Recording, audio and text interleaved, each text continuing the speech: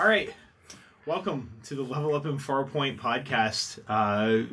Today's topic is Batman for the 75th anniversary of Batman. Special guest featuring Batman. Batman is here in the house to talk about Batman, because that's the kind of poll we have. Other people joining us that aren't Batman. We have Jess, Penelope, Justin, Scott, and I'm Sean. So let's talk about Batman. I gotta say, Bats, you don't look a day over 40, let alone 75. I'd say. Thank you. So, yeah, this is the 75th, this year marks the 75th anniversary of Batman as a character. First introduced in Detective Comics number 27. Started out as more of a straight detective, kind of a knockoff of the Shadow. Had a gun. Killed Mr. people. Bob Kane. Yeah. And I shot that vampire in issue 28. With a pistol. it's going to take a while for us to get used to this. It is. I just feel like whenever Batman's around, I feel like a kid. We're all a little starstruck right now. So, yeah. That's our biggest Batman fanboy could not make it tonight. Yeah, unfortunately, some of us are not here due to a Sickness. strain of the Joker toxin. Yeah. But we would like to... you know what? I got nothing. Does anyone else want to take this away? Well, I mean, let's talk about how we started out. He started out as a detective, right? From dark roots. Yeah. It's a noir hero that's really coming out of pulp. It all started in New York City, which was later to become Gotham. And I met my arch nemesis in Detective Comics 29, known as an evil scientist, Dr. Death himself. And when I crashed through the window, the first villain I had to take on hand-in-hand in combat was titled as the Big Indian. And I took care of him. These were different times. And this was in 1939, remember? Yeah. And I took him out, and then I met face-to-face with Dr. Death, my first villain. And then once I took care of Dr. Death, it brought on another arch nemesis.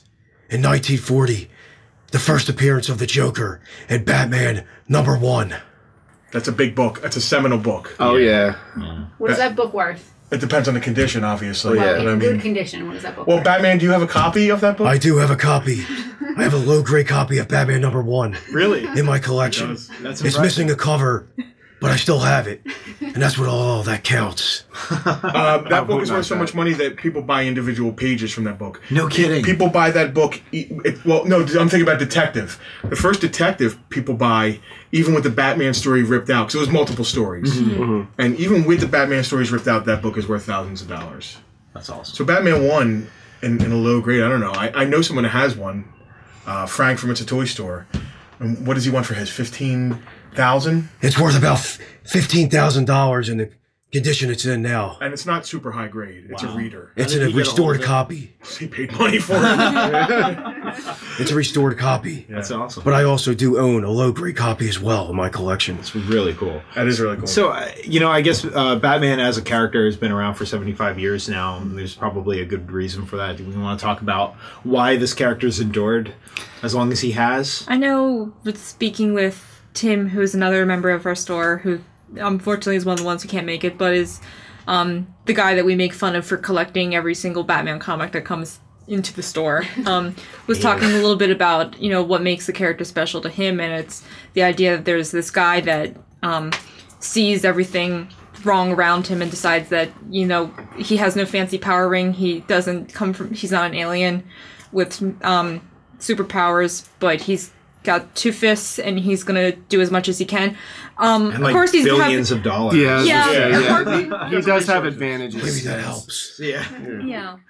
But even then, it's the idea that, 1930s weren't too kind to people who didn't have a lot of money, and there's a ton of problems with people who did have a ton of money being like, why don't the poor people just eat cake? But the idea that there is someone who's really rich who still looks at the plight of the poor and decides to help out and do something about it. Is it as much the plight of the poor as it is vengeance over his parents, though? I mean, he's a little cuckoo, no offense. Well, I think Jess is referring to referring to why he would have endured Yeah. it, not necessarily the character's motivation, but Yeah. a deeper appeal than just a guy beating up bad And guys. I think a lot of Batman's appeal also doesn't necessarily stem so much from the character himself, but the world around him. He's got such memorable and interesting villains. No other superhero has such a deep bench Yeah. of mostly pretty sympathetic characters that he has to do battle with. Well, I can find sympathy with like Mr. Freeze, Some characters, Yeah. but yes. I can't. I'm struggling to connect with any Kill of the those other- dinosaurs. There you But go. you can understand like the motivations of like a Poison Ivy. You can understand the motivations of like a Ra's al Ghul. Like some characters are real tragic, like any of the different clay faces that happen, that you come across. Just had this conversation actually with someone, I forget who, about how Batman's villains for the most part do have good motivations. They're not just I want to make lots of money. But they also, his villains represent such reflections of himself where, some of Superman's villains, Lex Luthor's the pretty noticeable one, but it's like, what does Mr. Mxyzptlk like represent out of Superman? But looking gotta at be Batman, Dude, it's is that a correct pronunciation? probably not. If it was, I think close. Mixoplicit.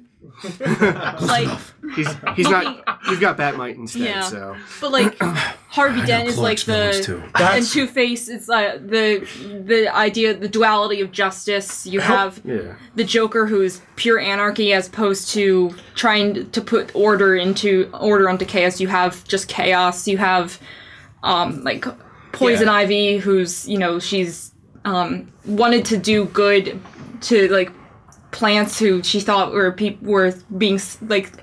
were suffering and nobody was helping them. So, but it's all warped and twisted reflections of Batman. But yeah. help me with this. Because you reminded me, this was the conversation. I just had this, funnily enough. And it wasn't about the Batman Day, we were just talking. And I was speaking on the Rogues Gallery's motives. And I was like, what the hell is Harvey Dent's motive? What is he after? What's he doing when he becomes Two-Face? Like, what is his thing? Justice. It's twisted justice, absolute It's justice. vigilante justice Yeah. to us, He was the district darker, attorney. extreme. I know who he was. Just it depends on which version, because sometimes he is just a criminal. But the better and more memorable versions of him is he's more. It's like Batman, where like he mixes his justice with vengeance, but he goes more on the dark end of it. Whereas Batman kind of keeps. So himself, yeah. Two-Face is out to kill bad guys. People he perceives as Better he's like judge, versions jury, of and Two-Face executioner. Yeah. go after bad guys, but there's some versions of Two-Face that Which is team like- up with bad guys to go after bad guys. But how do you define bad guys when you're criminally insane? So how do you find bad guys? What do you think of Harvey Dent? Harvey Dent. He was out to try to take over Gotham City. At one point, he wanted to bring good to the city. But I couldn't let him do that, because the times when he would go a little crazy or off the deep end, his other side, which you would call his Two-Face, What's off the deep end? he would try to murder people, try to hold young people hostage in order for me to try to stop him. On top of rooftops, if you remember. Does he? I guess he blames you. Does he blame He blames Batman? me for a lot of it. Okay. I'm sure he's not unique in that aspect, right? Yeah. He wanted to bring justice, but the other side of him actually brought some evil to the city of Gotham. This may be my favorite conversation I've ever had. Yeah, this is amazing. Our life takes some awesome turns every once in a while. So, I think that's a really good point. That Batman as a character is nuanced, and his villains kind of flesh him out. It's not just a one-man show. That his villains are equally as important to the character and the stories that they tell. Yeah, and there's an example with that where like we'll say the Batman 66 live action show, the characters you really remember that are the characters. Like, granted, they're not any kind of serious thing, but you remember like Catwoman, Joker, Riddler. You don't remember he fought a lot of just criminals in it, where like it would just be like a mob boss is the bad guy of the episode, but nobody remembers those ones. Yeah, I only remember King Tut and Bookworm And Egghead. Egghead. But my point is, like, he does have his supervillains bring another level to the appeal and the lasting nature of, because we're still talking about even those characters, 75 years later. So what are some of our favorite Batman stories? Let's go around the table. Jess. What's a favorite Batman story of yours? Single issue run? I'd say Court of Owls nudges it up just a little bit above Hush for me. But it's very close in my book. Court of Owls was one of the first Batman stories that I owned a copy of. The trade, unfortunately, not the single issues, which are worth some money now. But I like the idea that Scott Snyder and Greg Capullo are an amazing team, especially when they're working on horror and psychological imagery. Oh yeah, that one issue in Court of Owls where Batman's starting to go insane and you have to turn the comic to follow the words is brilliant. That's awesome. But after, at that point, 72 years of building up this, impressive, almost semi-undefeatable, omnipotent kind of character, to see him be broken and to have a mystery, in his hometown is really interesting. But I also like Hush, where it's, the original story of Hush, where it's a great mix of the campiness of, Batman 66, where you have, Harley Quinn hijacking an opera. Yeah, it does have a lot of that goofiness. But it also has a lot of the real dark stuff that people see out of modern Batman stories, where you see, who Hush is, what his motivations are, and what his backstory is, and how that all ties into Batman and Bruce Wayne. So, Batman, what's your favorite book? One of my favorite books is Batman Year One, and also The Dark Knight Returns. First, with Year One, it told the origin of my story, more in depth than any other time before. Both by Frank Miller. Both by Frank Miller, and a great artist as well, Mazzucchello. But, the story of Year One really brought everything together, because for many years, people would play suspect of who I was and how I came to be.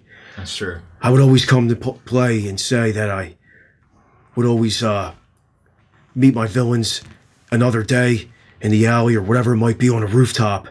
But in Year One, you really saw what brought my motivation to defend Gotham City and bring justice upon it. I also love that Frank Miller art. It's just that old jacked Batman is just crazy. Yeah, he did a lot to kind of bring back Batman as a character, to bring him out of the camp of that era. But even talking about the art in those stories, in Year One, there's a lot of really great shots. When he first shows up to the mob bosses and they're having a meeting on how to deal with this new Batman character, and he basically shuts off the light and scares the bejesus out of them. It was so the panels are so well done and so moody, and it's actually really scary. Even though as a reader you know who Batman is, it's pretty effective. Is that where Nolan drew from for Batman Begins? It was inspirations. Yeah. That was one of the first ones that started it. What do you think, Penelope? What are you into? As far as comics go, I really like Gotham by Gaslight. That's a good one, yeah. I guess we could open it up to movies too. If you have a favorite Batman story, it doesn't have to be limited to the comic. Even the games. I did like Gotham by Gaslight. I also like Killing Joke, which, everybody's That's a read. brilliant story. It was just so different and just so raw and just creepy. And short. It's a very short story, but it's this big. But I think, honestly, my all-time favorite Batman thing would have to be the original 66 show. Yeah.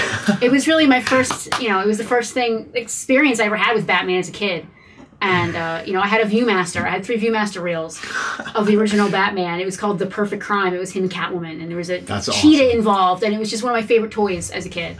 So, Bat stinks. Thanks. Yeah, I can't remember if my first introduction to Batman was the 66 show or the Justice League show when I was a kid, the cartoon. The Super Friends? Super Friends, yeah. It was either one of the two. Mm-hmm. But I remember as a kid loving the 66 show. I just thought it was amazing. And I thought the action was great. And I was just, pow. Even though it was before my time, I watched it. I think we all, I don't know if they even show it anymore, but I think we all as kids watched it. They show it actually on a couple channels now. I don't know if it's just because superheroes are really in the vogue, where it's just look at this, it's on PBS during the hours that nobody's awake. Man, you had some cool cars. Oh my god, the 66 Batmobile. Oh man. Batmobile, the Batcopter, the Batboat. I want the Bat Cycle so bad. I think, I don't know if it's my favorite show. I haven't read them all. I'm not an avid reader of comics. I should be. I should catch up. Mm-hmm. But what I think is an interesting concept was the story where Batman had contingency plans for the entire Justice League, and it got used against them. That was Grant Morrison's run on JLA, the Tower of Babel. I thought that was a really awesome concept. That he's such a thinker and a planner. That's a great story. Yeah, I think that's really cool. A lot of people here already said a lot of the books that I really like, but probably the one I go to the most is Long Halloween. Oh, that's one of my favorites too. Not only does he go through the gamut of, he has to deal with a murders over the course, a serial killer over the course of a year who kills people on holidays. But, he goes through all of his rogues gallery and stuff. But at the heart of it, it's still a mystery. Like, he's still trying to figure out who the killer is in that book. But also shows the rise and fall of Harvey Dent. And that's where I know Nolan drew a lot of inspiration from for Dark Knight. At least the Harvey Dent aspect of it. And it's just, everything we've said here so far is awesome. Yeah, I don't really have anyone to add. Yeah. Everyone took my favorites, but that's all right because there are a lot more that I'm a little tired right now. Like, I feel like I've had a long day, so my brain's not working as well.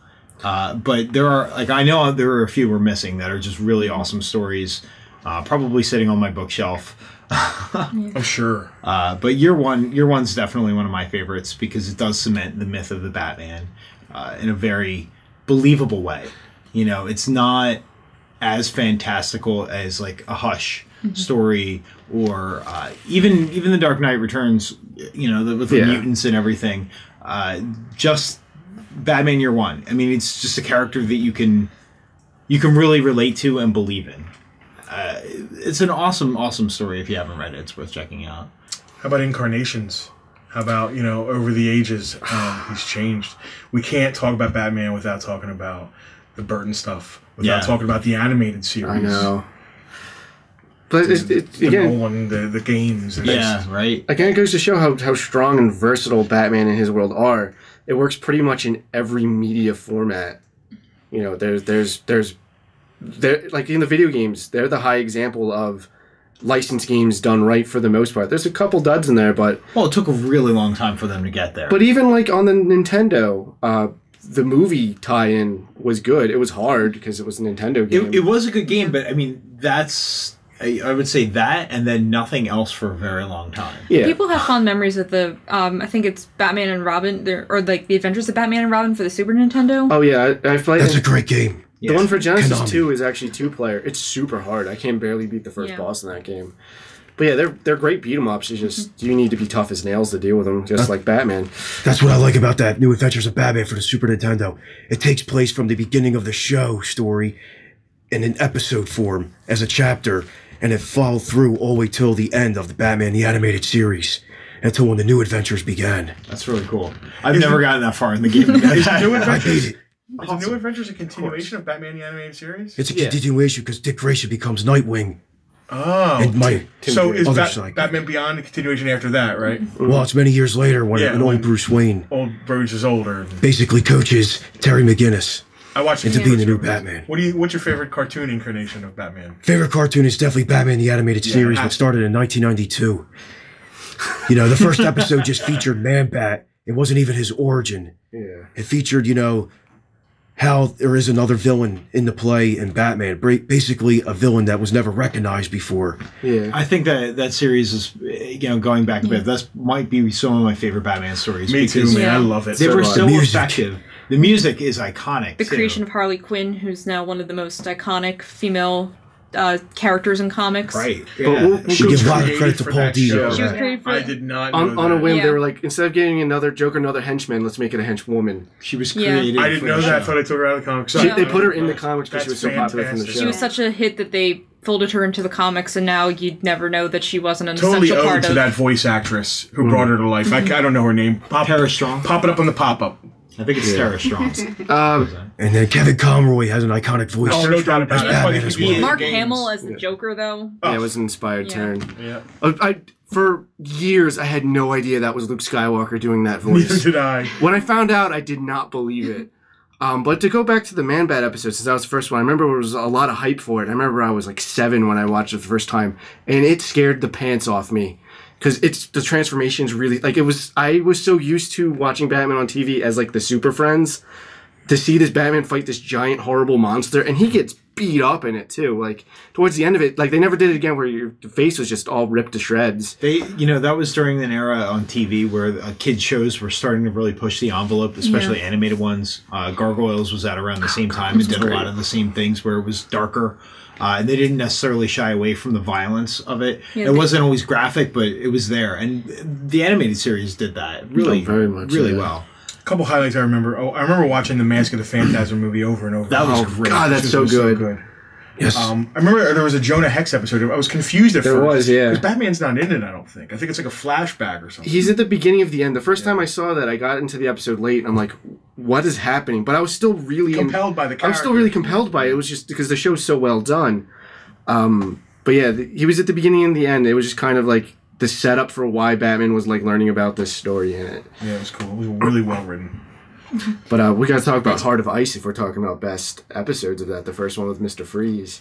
I think it won the Emmy. Well, correct me if I'm wrong, but Mr. Freeze as a character was kind of defined during the animated series. Like, he wasn't quite as sympathetic. Yeah, he was a character that existed before. He looked like a cosmonaut with a freeze ray, and that was all he was. Right. Yeah. His gimmick was that he froze things. But in this one, they finally introduced... Around that time, wife between thing. like the late 80s and Frank Miller's run, and then the animated series added a lot more depth to some characters who had existed since the Golden Age, is kind of like, I've got a freeze gun, for example. Yeah, he was just a generic bad guy, but all this new life and depth was bred into him.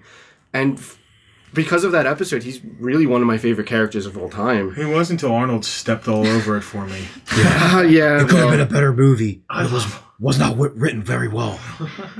Every line Arnold delivered. It's an ice pun, but... A great episode I liked was the Riddler maze, where Batman and Robin had to solve the riddles to get through the maze. And it was a dangerous maze, because Riddler had his henchmen, traps, all kinds of gadgets to try to stop Batman, and my sidekick Robin at the time. Great episode, though. It's good. Other incarnations of Batman. We talked a little bit about the 1966 Batman with Adam West. I love that. I'm so glad it's back in comic form. It's endured. It's back. The merchandise, everything. I'm so Everywhere happy you turn, about that. it's back in action. And now the younger audience can develop the early years of the Batman. Did that bring Batman into superstardom? Oh, yeah. Is that the vehicle that really brought him, It created Batmania in the 60s. Before then, it was just a comic book. He was itself. popular It enough wasn't- before then. He had like comics movie were very serials. popular back Yeah. then. There was actually a 1948 movie serials that were released in cinemas back then. That was actually the very first live-action Batman, and it also featured Robin. That was the early years of the Batman, but again, as he said, it wasn't a pop culture icon until '66, is when Batman and Batmania really took over. Yeah, And that's then he stayed campy until Frank Miller, kind of. Yeah, I would say Neil Adams kind of developed the darker tone of the 70s, character. okay, He definitely bridged the gap because he still kind of had love that Neil Adams Batman had the knows exaggerated features of who else would Batman, know Batman? and then Frank Miller kind of brought it into like that gritty, violent world. But yeah. I love that Batman knows Batman. Yeah, I should hope so. I know. Batman knows everything. Punched in the head a lot. Back broken, But We've talked about the best, but how about some of your worst things featuring Batman? Batman and Robin. Brave and the Bold. I love Brave and the Bold. I'm not a fan. I love Brave and the Bold less because of the Batman elements of it and more because I like the goofy DC Comics obscure characters, and that's really what the focus of that show was. The art turned me off, so it was hard for me to really get into It really It went back does to that campy resemble style. Bob Kane a little bit, the Batman. I like his artwork. But there's a lot of in that show. I mean, it develops Bob Kane's like look of Batman from 1940 on. Well, speaking of that, in that show, when the one where Owlman goes to whatever universe Batman is from, he steals Batman's costume, but it's the original one, and all the poses and stuff he's doing are from the original comics. And in fact, in that episode, he has the character he teams up with is the Joker to beat that version of Batman. That was so awesome. Maybe if I read more, I would get more of the in jokes and have it appreciated. There's a lot of in-jokes for Batman fans in that. What else? I would say least favorite was Batman R.I.P. by Grant Morrison. I couldn't get into that story. I didn't enjoy it at all. It confused me. And part of it is because I didn't know the minutia of the past 60 years of Batman history when it came out. Morrison's run in general was... Morrison's run on anything is usually riddled with, I hope you remember these characters from 25 years ago. Well, he brought back Batmite. Yeah. You know, and if you're not even familiar, even if you are familiar, it's still a very confusing story. So yeah, not my favorite. That was also where they had the Joker split his tongue in half like a snake with a knife, and it was really, really bizarre. Morrison, then Batman didn't die. That's Grant Morrison, right? Doesn't he just do bizarre things? Yeah, he's, frequently. He's the weird writer, so he writes weird. I think Morrison's better when he's not working on established characters as much. And when he has editors to tell him no. Yeah. This is too weird. Yeah. You need to dial this back a The bit. Joel Schumacher movies, man. They're just trash. Yeah, they're a low point. I think Batman. I like Batman Forever less than I do Batman and Robin. You really? Yeah. What? I have to go with Forever over that one. If you look Jim at Carrey's Riddler, yeah.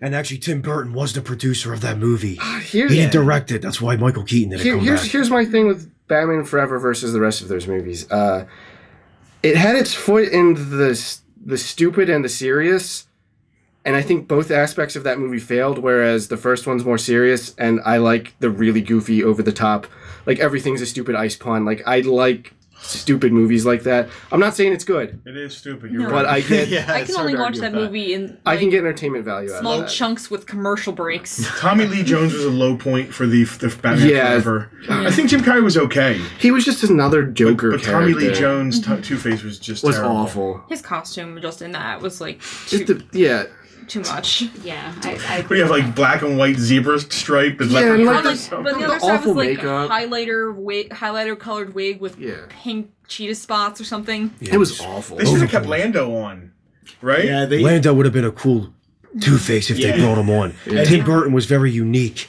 so he was going to try to go with a different type of character as having Harvey Dent. Yeah, I'm Billy sure D. Billy D Williams, was a that little was the depressed plan to about do that. it. By the third movie. I think we were all a little Never impressed happened. Billy D. Williams would've wasn't liked to see Two-Face. that. Yeah. But that's the thing. They wanted a popular name out of Hollywood at the time. Well, Right. Using look at you, Tommy Lee Poison Jones. Ivy. They certainly do grow beautiful things around here. Oh my god, it'd be amazing. It'd be amazing because we can just do those jokes all day long. But for me, I don't know. I guess The Batman wasn't really that bad, but it was really just a forgettable Batman show. Because, it came after the animated series. And at least with Brave and the Bold, it was very different. The Batman was trying to be like a slightly kiddier version of the animated series and suffered for it. Unfortunately, I don't have. I enjoyed that show. By I the like way. that show Yeah. fine, just... I don't have unfortunately don't have a specific story that I can point to, but just the characterization of Batman where it's just like no humor, but he's a genius and he can never be wrong, can never lose ever, because it just makes for boring storytelling. It's the same That's why complaint I people think have with Superman. Yeah, I was Yeah. gonna say that. But I remember, especially after The Dark Knight came out in theaters, there was a lot in the media of where it's like, Batman's awesome because he can never lose ever, and if it's like he's just gonna win in every fight, and man, it's just the unnecessarily dark and grim and gritty aspects of just adding to stories that can have proven that they have so much more depth to them. You've had a lot of cool rides. Yes, definitely. What's your favorite out of all your vehicles? The favorite? I'd have to go with I guess I would go with the Tumbler. That was my favorite. That is awesome. It was a different type of Batmobile, very unique in its own. Built by Lucius Fox in the military of Gotham. It was definitely something that I had to use. It was, the streets of Gotham were dangerous. So the Tumbler was the perfect weapon. And then which would also turn into a Batpod.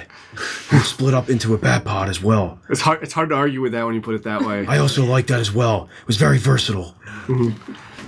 Yeah, I actually I really love that the design of the Tumbler because they base it off of an actual vehicle. If it was unique, but it felt like the first Batmobile that could actually be used and not just look really cool. Yeah. Did they base It wasn't a together or was it Corvette. built from scratch? It was I don't know. I think it was purpose built, man. I know it was built, but I thought it was based off. I could be completely wrong. We'll I have to think look it up. it was designed after a specific vehicle, but built from scratch for the movie Yeah. itself. Yeah, well, It was an at any advanced rate- military tank, basically, to use on the streets. Right, it's really really cool. Like the Tim Burton Batmobile always looked really awesome. Looked great. How did you turn, turn? Yeah, yeah. how does it turn? Great design. Used grappling hooks to turn. Yeah.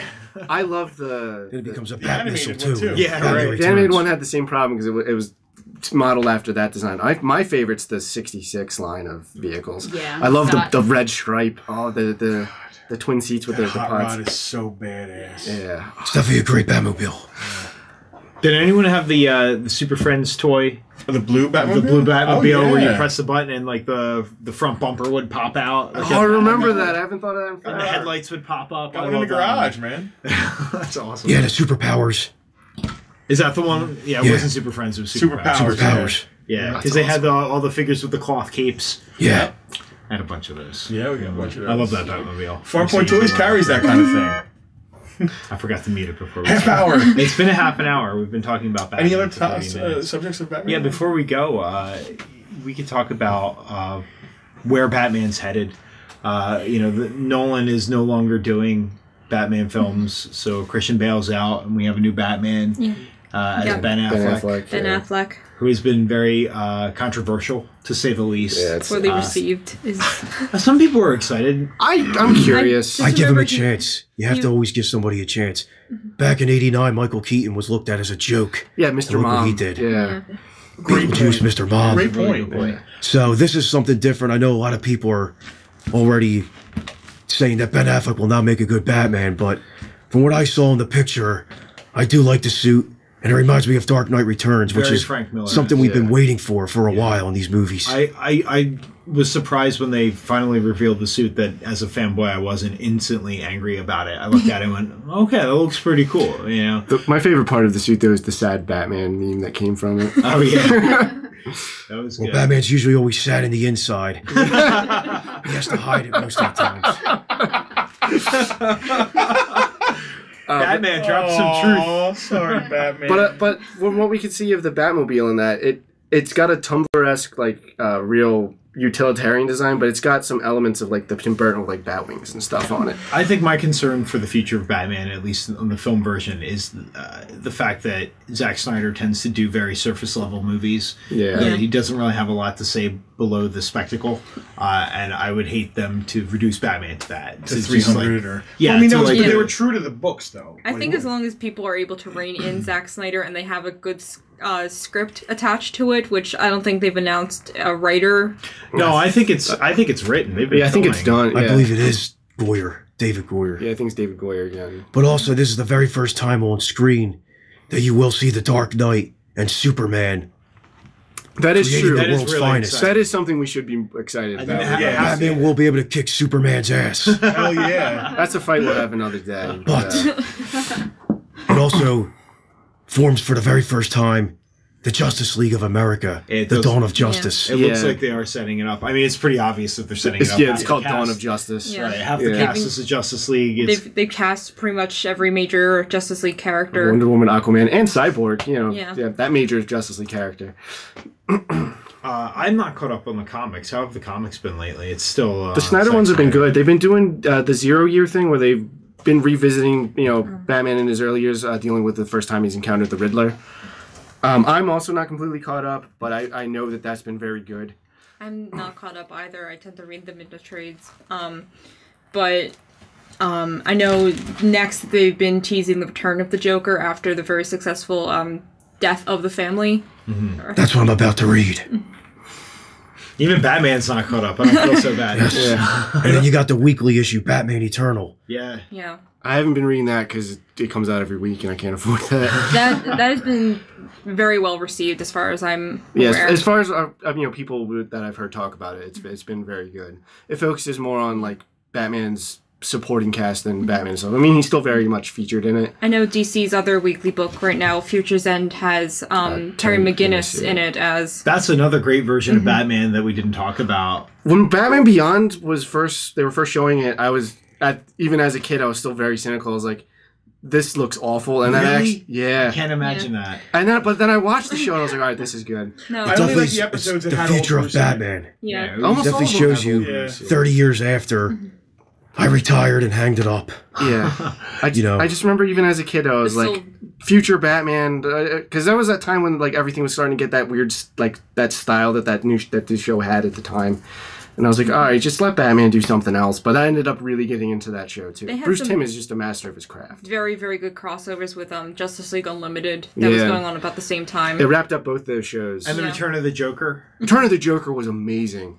Oh, I only was a watched the great first story. part of the first season. I didn't watch the whole thing. Oh, it gets I think it was so a Joker good. gang of Yeah. Jokers, which was Right. Joker only comes back for a movie, Oh, okay. and it's great. The way they pull it off is Yeah. it's worth a watch. It's Another really one. worth The watching. Batman animated movies have all been pretty positive. I haven't watched them all, but I know like Under the Red Hood is almost universally critically acclaimed by I gotta fans. say that for all of DC's animated movies, I like them all. You know, they haven't been done very great, They're other great. than the Nolan stuff with movies. Because they Live do action. pull a lot of elements from the comic books Yeah. and put it on I screen. really enjoy watching them. Yeah, DC's has always had a really good history of just animated adaptations of their characters. So, Arkham Knight. oh, and yeah, it's worth mentioning that the video games Rocksteady's coming return out, to Yeah, I might buy an franchise. Xbox One just because that game is coming out. that game looks phenomenal. Oh, God, Batman, yeah. have you seen it yet? I saw the trailer. It looks good. Got to see you Batmobile. they used all your mocap, right? Batmobile with heat-seeking missiles. Yeah, the Batmobile. Don't worry, they're forward to it. drones. They're unmanned drones. You can blow They them do up. make a like point of what saying I that. don't like what I saw of the driving of the Batmobile, but I like the scope of the city. Yeah. I like Yeah. being Batman. I don't like the driving aspect No? of it. Didn't turn me on. See, I like that we're finally getting a game with an open world Gotham City where you can drive the Batmobile, but I don't know. I think it was pretty funny how it was careening through the streets, and luckily the streets There were was empty. nothing to hit. There was no damage. It felt too tight. It felt. Well, he busts through like a banister on the stairs, and like there's debris flying all over the place. But at the same time, like there's no people, and thank goodness. I just guess like the otherwise there'd be a idea lot of doing dead wheelies citizens. on a roof in Gotham City and then just driving right off. I almost want GTA with a Batmobile in it. It looks like we're gonna get that though. Oh, okay, That's then really I'm good exciting. then. From what I understand, they evacuate the city, right? That's why there's not. Is that what they're doing again? Yeah. They seem to do that a lot. It's a convenient excuse for. Yeah. Origins took place on Christmas Eve. It wouldn't make sense for They everyone. don't want to be Batman on- accidentally killing a. Have you ever accidentally killed an innocent? No, I never have. I'm always cautious what I do.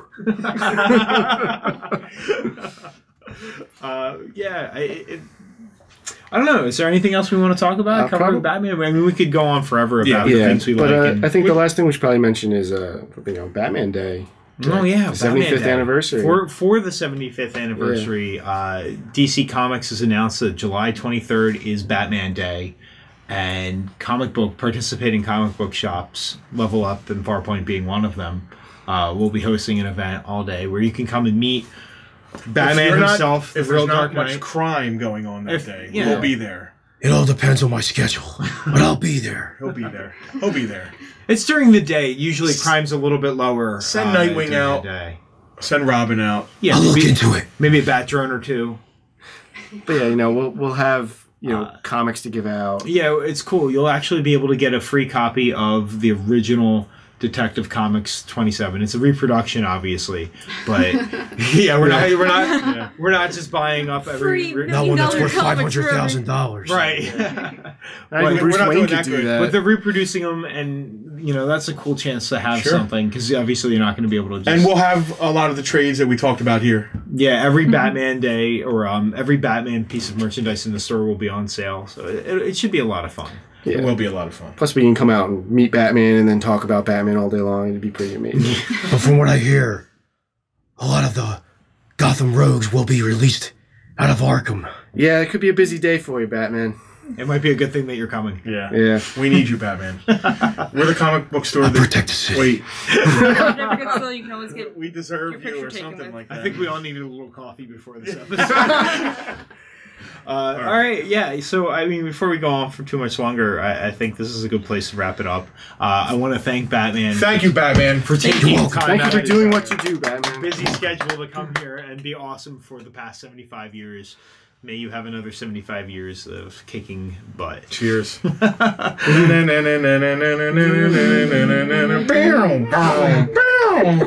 for joining us, everyone. See you next time.